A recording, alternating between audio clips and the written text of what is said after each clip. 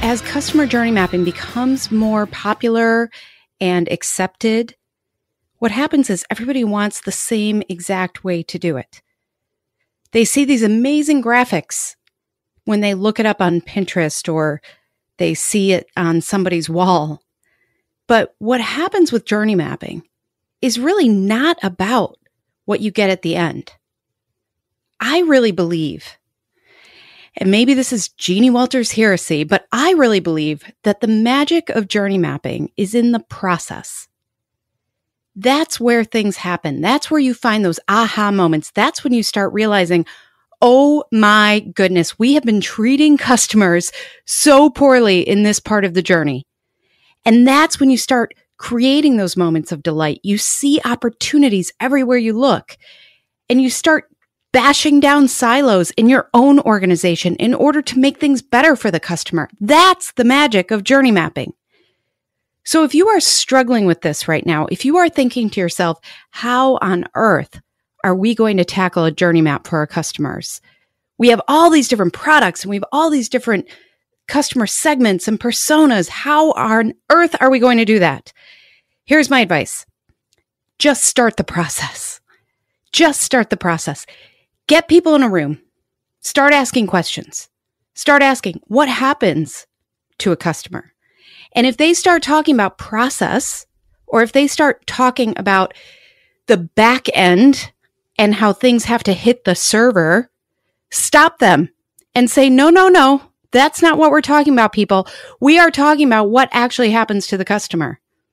Better yet, roll up your sleeves, go out, talk to customers. Find out what they're saying. Look at your voice of the customer program, your feedback, all of that, and really think about what are they trying to say here? Instead of just looking at it as we often do, which is, oh yeah, everybody hates that process. All of our customers hate that part, but I don't know who to talk to about changing it. If you really want to be focused on customers, that means, guess what? You have to be focused on customers all the time, not just when it's convenient for you. And so, on this podcast in the past, I've talked about becoming a change agent, even if it's not in your title, even if you have to be a customer advocate and your title is in accounting. There are ways for you to do that. So if you're listening to this and you're thinking, I thought you were going to tell me how to journey map, I will give you the 101 high-level version. But I want you to understand that it's really about the process and not the product. And by the way, I stole that from my son's preschool teacher, but I believe it. So in order to really get any sort of journey map together, it's super easy to not move because of analysis paralysis, because you're trying to figure out the best way to do it, etc. A couple things you need in the beginning. One, you need some sort of buy-in from some sort of leadership that can actually make these changes. Because doing a journey map for journey mapping's sake, that's just silly, really. Because then if you can't change anything, you have a poster. Congratulations, you have a poster. Your customers still hate you. That's not going to work. So get the buy-in. The other thing you want to do is make sure that you have access to the information that is already available. Things like your feedback, things like your NPS score, things like if you've got a call center, sit down in the call center for a couple of days, listen, look up the recordings, find out what customers are actually saying to you, chat, all of those things.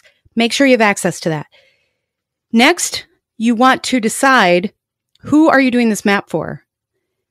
What are they trying to do as your customer? Because you can't always boil the ocean at once. So think about that one customer segment that is going through something, that wants to achieve something. So instead of saying we're going to tackle the entire journey end to end, what you can do is at least say, you know what? We know that this segment, our small and medium businesses, let's say, it's a B2B company and they are really frustrated with the onboarding process that we have because it takes so long to actually use our product. That's a great place to start. Start reverse engineering that, looking at what happens when we invite them into the process. Do we talk to them like big businesses? Maybe that's the problem. Maybe we're setting expectations that we can't live up to. Or maybe they have expectations because of something that they saw in our marketing. Whatever the case is, start really dissecting those phases, awareness through advocacy. And if you need help on those phases, write it in your own words. What happens when they first become aware of your brand? All the way through. When they're making the decision to work with you, when they purchase, if there's onboarding, if there's a 30-day period where they can get a refund, all of those things matter. So put that into your phases and just focus on that one segment, just focus on that one persona, and just focus on that one journey. And start really using all of those tools that you have available to you as color commentary. So that if you say, oh, you know what? I noticed we get a lot of calls in the call center about this. Why is that happening? You can start pulling that thread and figuring it out. So I know this is like super high level, and there are a bunch of people who are going to come at me and say, that's not how you journey map. But that's my whole point. Don't get caught up in doing it perfectly. Don't get caught up in feeling like you are not empowered to understand your customer's journey, because guess what? You are.